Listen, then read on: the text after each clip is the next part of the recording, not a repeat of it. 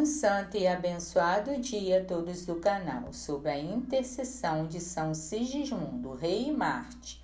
O santo do dia 1º de maio, vamos conhecer a história e a oração? Sigismundo, filho de Gundebaldo, rei da Borgonha, abjurou publicamente a heresia de Airo e congregou-se à Igreja Católica pelo ano de 513. Sigerico, seu filho e neto de Gundebaldo, imitou em breve este exemplo. E Santo Ávito de Viena fez ao povo uma homilia a propósito disto. O único fragmento que nos resta diz-nos que uma princesa, filha de Sigismundo, havia sido reconciliada com a igreja no dia precedente. Foi aparentemente ela que se casou com Thierry, rei da Austrásia.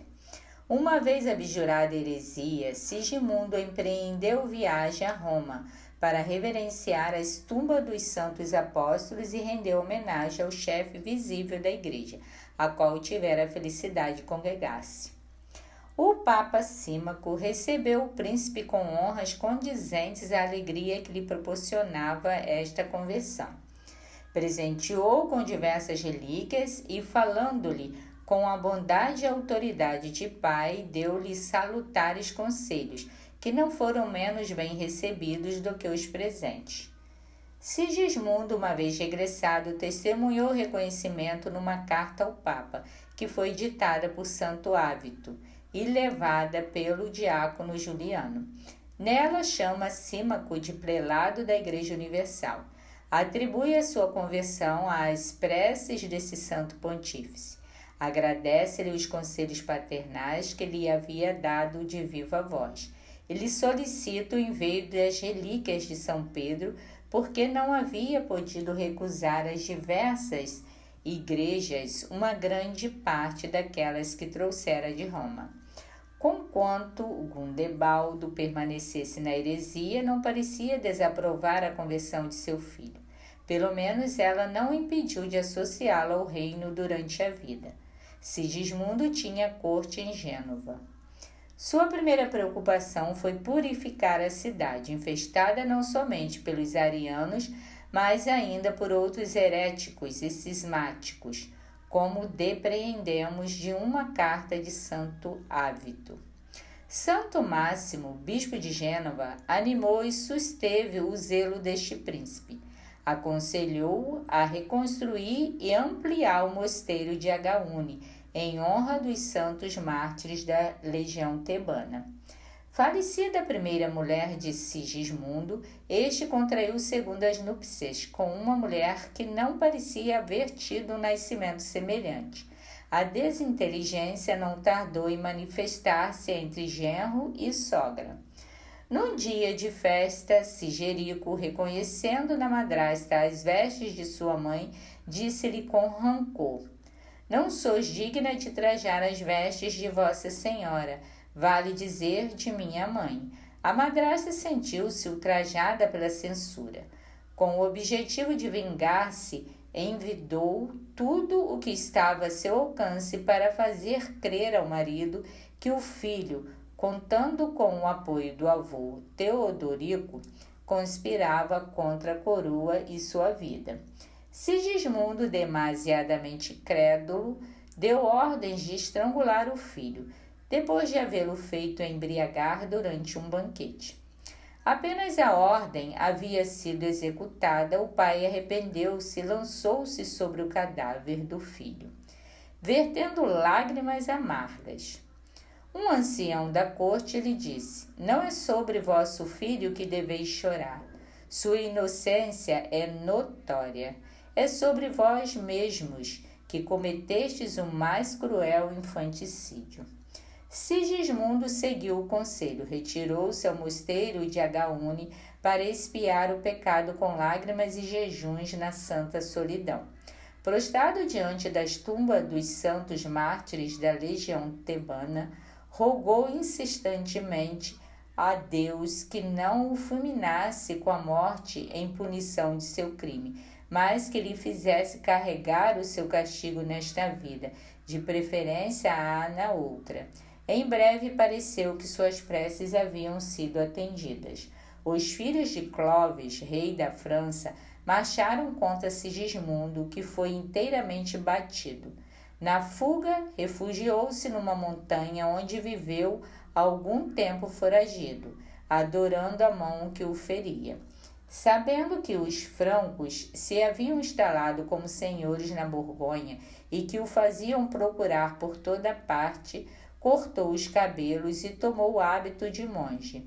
Pretendia retirar-se ao mosteiro de Agaúne, mas, para que nada faltasse que pudesse tornar-lhe a desgraça mais sensível, foi traído por súditos e entregues a Clodomir, que o enviou prisioneiro a Orleans, com a esposa e 2 jovens, Gisclades e Gundebaldo.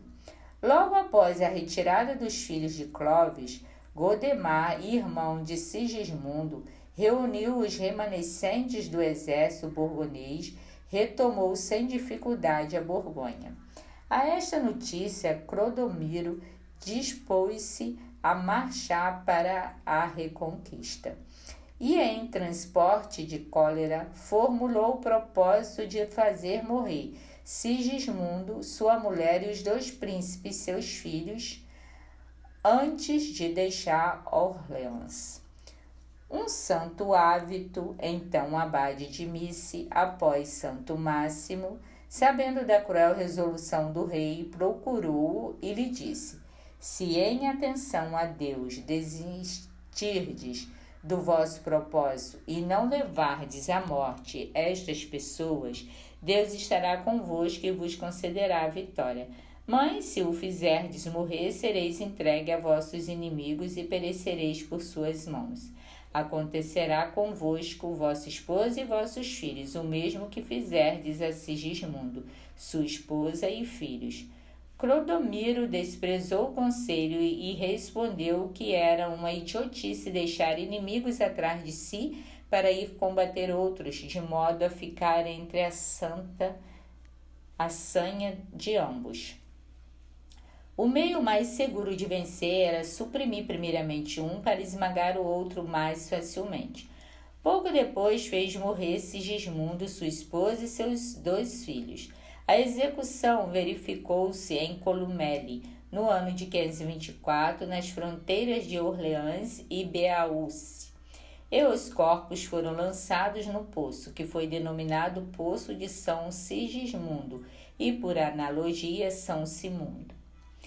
A vida penitente que levou este príncipe após seu pecado, a fé com que ousou orar a Deus e a submissão com que aceitou para expiá-lo as mais humilhantes tribulações e, sobretudo, a morte injusta que sofreu, propiciaram-lhe as honras de Marte na igreja, segundo um costume assaz comum destes tempos recuados, de conceder tal distinção às pessoas virtuosas que sofreram morte injusta.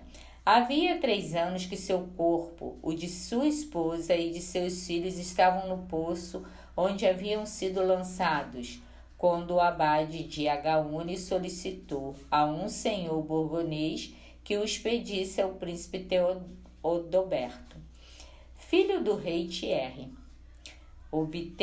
Obteve-os e foram conduzidos com cânticos e salmos de Orleans até Agaúne, onde foram enterrados na igreja de São João Evangelista. Os milagres que Deus operou na sepultura de São Sigismundo tornaram-no dia a dia mais célebre. A igreja estabeleceu a festa deste santo rei no dia 1º de maio. São Sigismundo, rogai por nós. Amém. Oremos. Oração a São Sigismundo. Oremos. Em nome do Pai, do Filho e do Espírito Santo. Amém.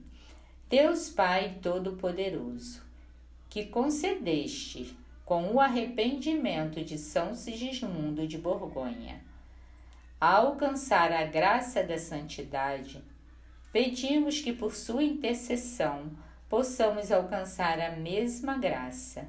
Por nosso Senhor Jesus Cristo, vosso Filho, na unidade do Espírito Santo. Amém.